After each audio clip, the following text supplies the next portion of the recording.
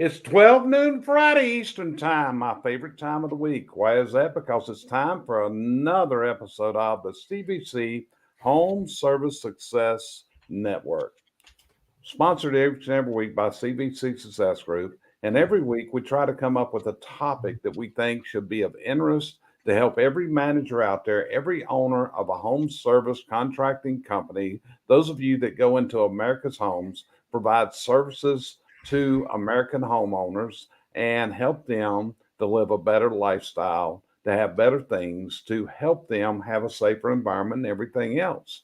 So this week, what we're going to talk about is something called visionaries.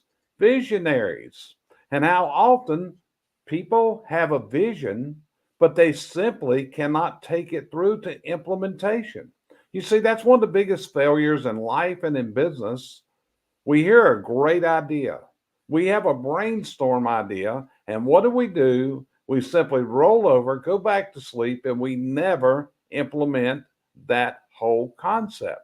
So, why is that? There could be any number of reasons. But one of the leading is perhaps you are a visionary.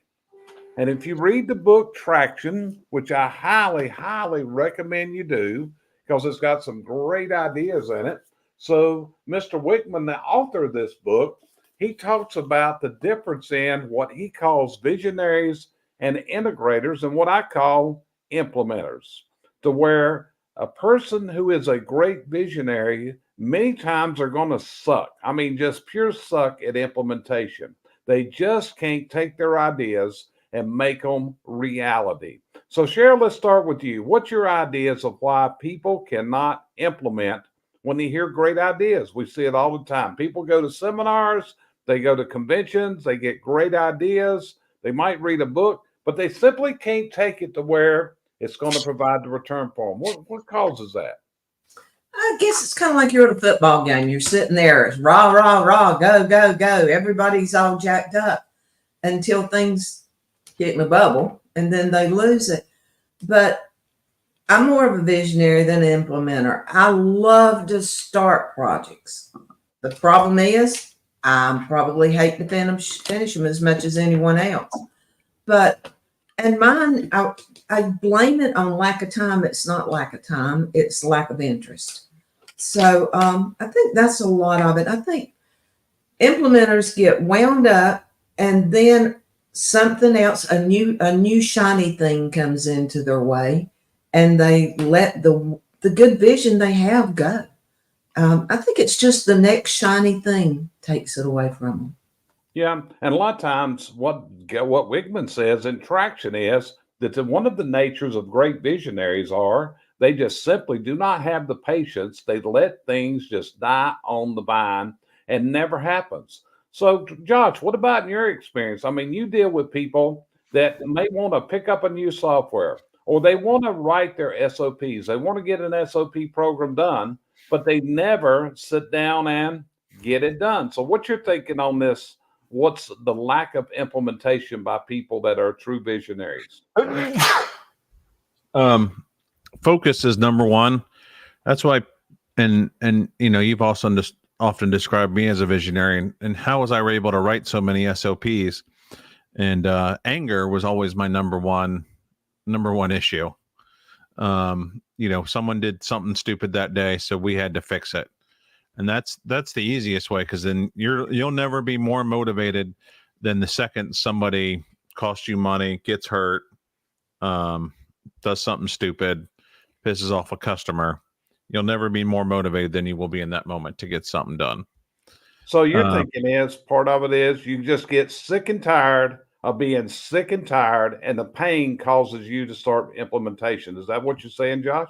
That was me. That's what I did. I couldn't, the business, I spent too much time just, answering stupid questions, stuff people could research. So then you start writing it down and, for that reason, because you're constantly angry, you're constantly being interrupted. So I was always writing stuff that, I'd get in that angry mode pretty quickly. Okay. So let me ask you a question.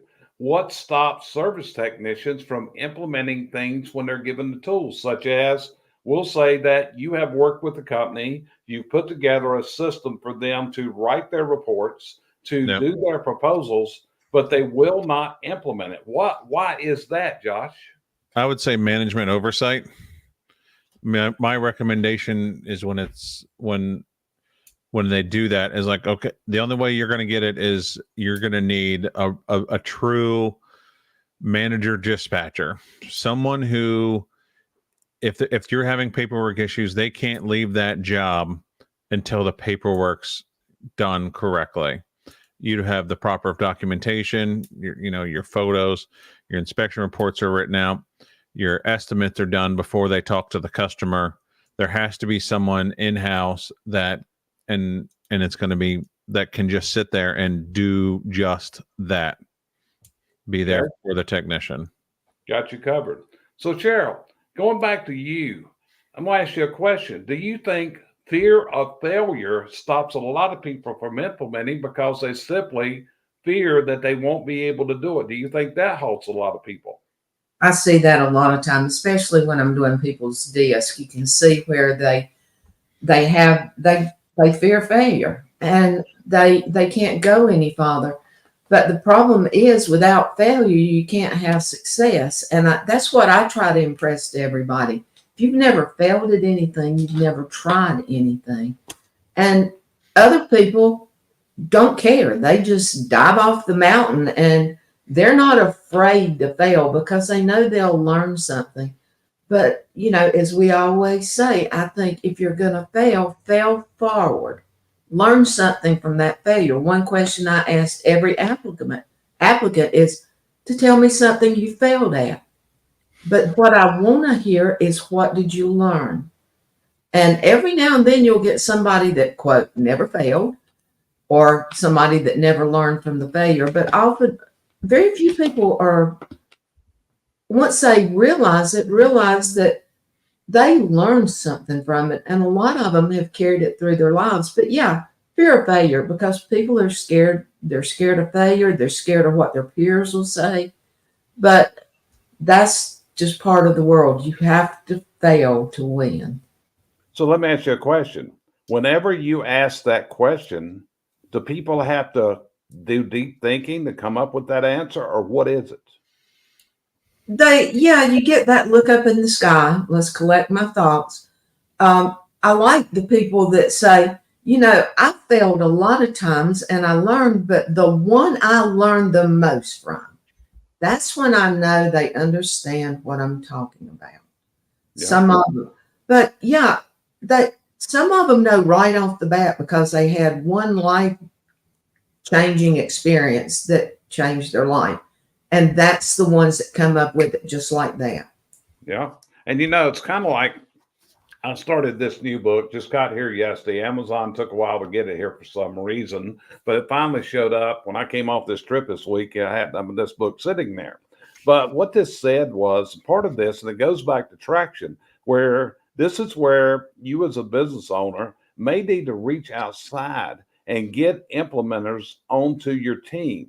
And this doesn't mean you got to hire a full-time implementer. In other words, short-term job contracting with an implementer to take a program through, such as what they do to you, Josh, where they are contracting with you to get their price book together, their forms together, or whatever it is that they're having a real problem promoting.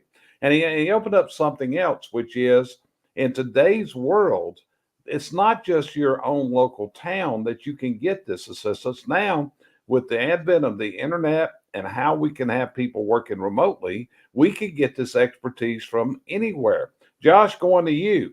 You do a lot of graphics. You don't do those graphics yourself, do you? Yes and no. What I do, so before I started doing like the graphics that you're familiar with, I would sketch them out, and I don't really have the artistic ability, but I would hire a professional to bring them home. I would get my ideas together, write it down, maybe sketch it out, get some pictures together, and then I would turn it over to a graphic artist who would then, bring my ideas to light. Yeah, didn't you tell me that the graphics artist you used, if I remember right, his name was Eugene, and he lived in Spain? Eugenio. Eugenio, Yep. but he did live in Spain. He lives in Alicante, Spain. So you dealing this with someone halfway around the world in Europe. How did you communicate with these people effectively? Actually, so I find, and I have to explain this, that I always try and hire American, but the problem is, okay, if you're an early riser like me, I'm at the gym at 6 a.m. now. If I am trying to communicate with a graphic artist, let's just say who's on the West Coast, well, they don't even roll out of bed till, let's say, 10 o'clock Pacific time, 11 o'clock. Okay, well, it's 2 o'clock, 3 o'clock my time before they even get online. Well, now I've got kids rolling in the door, and dinner's being made, and I got to go to soccer practice and all the other stuff. I won't be able to communicate effectively with that person. Yeah. Now, most of these people are night owls, graphic artists, and artists in general tend not to be morning people. So the time difference that he's 6 hours ahead puts him on my schedule. So the use of chat, video, and emails, we get instant responses. Yeah. And you said something a while ago. You just said you get up at 6 a.m. and go to a gym. This is something new for you, isn't it? For 3 months now. Yep. So what inspired you to do this, Josh? Three things happened or a couple things happened at one time. We had interviewed Steve Sobczak, and and I've been talking to Steve for a while, and he's my client as well. And he had said one thing that stuck with him, the thing that really stuck the most about it was when he said, I wanted my kids to be proud of me.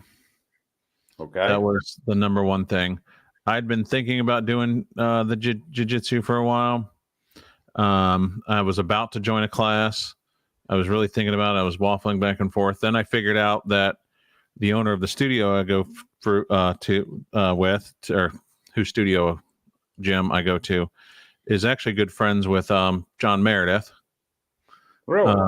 Yep, very good friends, and Mark Stoner and Kirby Ragland and all those guys. I actually had met him in 2018 at Aileron. Okay. So that happened. I found his gym. And the third was my daughter reached out to me for the first time in 5 years. Okay. And it really just gave me that strength that positive things are happening. There you go. And that's what we're trying to do today. If you have a problem implementing stuff that is going to take you to where you're going to go, often it's going to go through pain. Josh, this gym thing, this jiu-jitsu you're going through, is there any pain involved with that? I am actively searching for the bottle of Motrin before we got on here. My face is red because I caught some stuff across the face. My knees hurt. I can't let. It's about as far as I can get my shoulder right now. So yeah, there's a ton of pain. Yeah. But it's paid off. Not just as I sent a picture to my brother this week. He says he didn't realize we don't talk about once a quarter usually, and I hadn't told him I was doing jiu-jitsu. And he's like, "Yeah, I thought you looked like you lost some weight. You look visibly thinner." And he said he took mental note of that, but just didn't really know that I was putting in the hard work. My daughter started jiu-jitsu, and having positive impact on her life. My wife, started working out too. So it's really, we're just going to get my son in it. My wife's not doing jiu-jitsu though. So that's good. So Cheryl, you got any parting words before we end today's broadcast? Well, I just want to tell people that don't be afraid to fail. You never know where failure is going to take you. It may take you off in a whole different direction that will be the direction that your life was meant to go in. Take that failure, make a positive out of it, and you know, like Jerry said, if you can't finish it, find somebody that can. I think that's the most important part. There you go. Josh, anything you want to add in before we end this episode? Yeah, actually, a few things. Like, if you remember from that 2018 Aileron show, there was it was tied to a big dog food company, right? Yeah, that was the guy that started it. He had started Iams Dog Food and then sold it. He was a billionaire that sold the Yeah. company for really big bucks and started that as kind of a school for business owners and managers and Yeah. company presidents. But when it was just Iams, I think the story was he was able to take it to, a certain level, and he had kind of plateaued as the owner. And here's someone that he probably had, it was probably what, a $100 million company at the time. Yeah. And by all means, that's very successful. We would all be like, oh, we would all love to have a company that size. But he knew in himself, he needed another person to take him to the next level. And that was part of the CEO search to find that. So finding the right person can really take you to the next levels. And the last thing I'll say is, when Michael Eisner was interviewing for Disney, he started off with 10 things he was going to fix. And 10 is too many. You can't focus on 10. And then what really won him the job is when he got that list down to 3 and how he was going to focus on just the 3 things and ultra narrowed his focus just to 3 things instead of the 10. Because when you go to the trade shows, you're going to be so excited, right? You have that trade show effect. Everyone, you're like, I'm going to do this, I'm going to do that, I'm going to do this, I'm going to do that. But narrow your list down to just 3 things. Find the most important ones. Get your plans together. What milestones need to be approached, what kind of measurements you need, and outline your objectives, and just get it down to 3. Because 10 you're going to fail at all. 10, 3 you can maybe get 2 done. Yep. And I got to agree with that. That's often what happens is we're trying to get so much done that nothing gets done. And you got to focus into your priorities. So whatever it is, whatever your solution is, if you have great ideas, remember, one of the biggest failures in life, the biggest failures we'll have in business is what we call failure to implement. Failure to implement. What you've got to do is take the good ideas, prioritize what is the top of the list that's going to make the biggest change overall. You do that, and what's going to happen is things are going to start happening for you. I promise you. And with that, we're going to end this week's episode of the CVC Home Service Success Network. We appreciate you joining us every week. Most of you join us on the replay. You're not here on the live. We understand, and we hope you get value out of that. And just keep in mind, it's truly an honor, it's a privilege, and it's a pleasure for us to be able to speak to you, no matter if you're listening to us live or listening to us on the replay. Hope you have a fantastic weekend, and we'll look forward to seeing you next week on our next episode of the CVC Home Service Success Network. Have a fantastic